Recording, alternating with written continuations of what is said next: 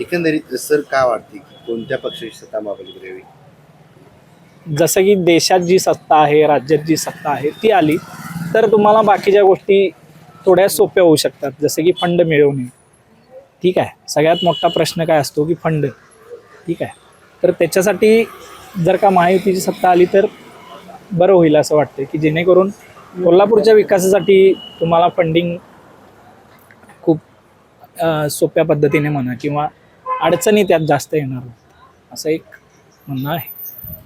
आणखीन एक महत्त्वाचा मुद्द्यामध्ये जर रिसेंटली बघितलं असेल तर पुरंदरला IT पार्क मंजूर झाला आहे, सोलापूरला IT पार्क मंजूर झाला आणि महायुतीच्या नेत्यांचं टार्गेट आहे की येत्या 8 वर्षामध्ये सोलापूरचा आणि पुरंदरचा IT पार्क कसा सुरू होईल आणि कशी रोजगार निर्मिती होईल.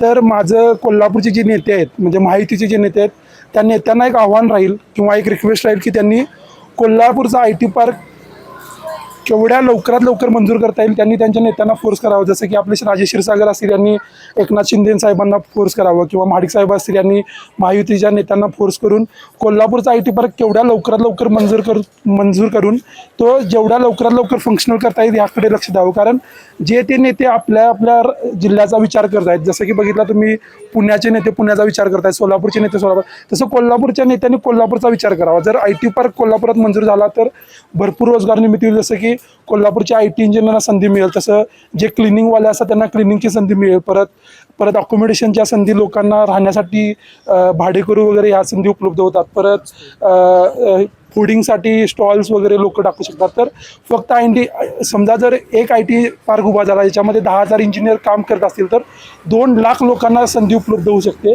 याचा विचार करून माझी परत एकदा रिक्वेस्ट राहील की महायुतीच्या नेत्यांनी आपल्या जिल्ह्याचा कसा विकास होईल यासाठी आपल्या नेत्यांकडे कशी रिक्वेस्ट करता येईल याकडे लक्ष द्यावं.